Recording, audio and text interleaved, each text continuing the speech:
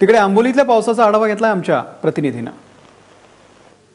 ज्याची आतुरतेने वाट पाहत होतो तो मान्सून अखेर कोकणात दाखल झालेला आहे। मी सध्या आंबोली परिसरात आहे आणि पाठीमागे माझा जो धबधबा बघता खरं तर तो अजून धबधबा सुरू झालेला नाहीये, कारण केवळ एकच तास झाला या परिसरामध्ये पाऊस दाखल झालेला आहे आणि या पावसामुळे थोडासा हा धबधबा आपल्याला सुरू झाल्याचं दिसतंय। या धबधब्यामध्ये या पावसाचा आनंद घेण्यासाठी महाराष्ट्रातलेच नव्हे तर कर्नाटकातले पर्यटक सुद्धा मोठ्या प्रमाणामध्ये आंबोली परिसरात दाखल होताना दिसतात।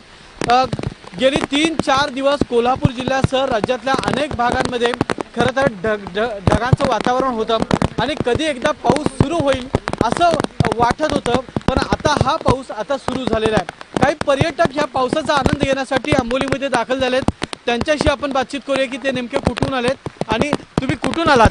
सर, मी यवती जिल्हा वाशिम येथून आलेलो आहोत। आम्ही रायगडला शिवराज्याभिषेक सोहळ्यासाठी गेलो होतो आणि दरवर्षी आम्ही आंबोलीच्या घाटामध्ये पाऊस आणि या धबधब्याचा आनंद घेण्यासाठी आवर्जून वापस जाताना येतो।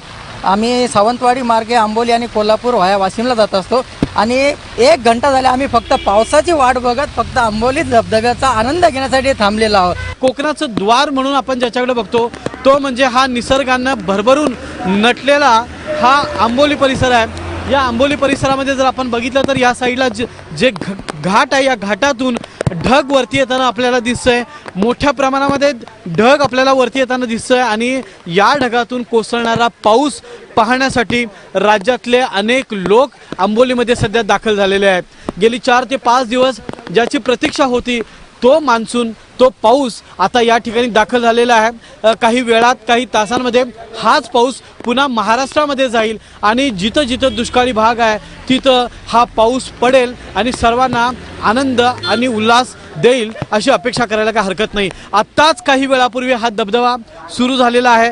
खास एबीपी माझाच्या दर्शकांसाठी हे दृश्य आहे। केवळ 1च तास झाला हा धबधबा आता सुरू झालेला आहे आणि या धबधब्याचा आनंद लुटण्यासाठी हे सर्व महाराष्ट्रातल्या कानाकोपऱ्यातून जे पर्यटक आलेत ते या ठिकाणी दाखल झालेले आहेत। कॅमेरामॅन निलेशसह मी रणजित माझगावकर, एबीपी माझा, आंबोली।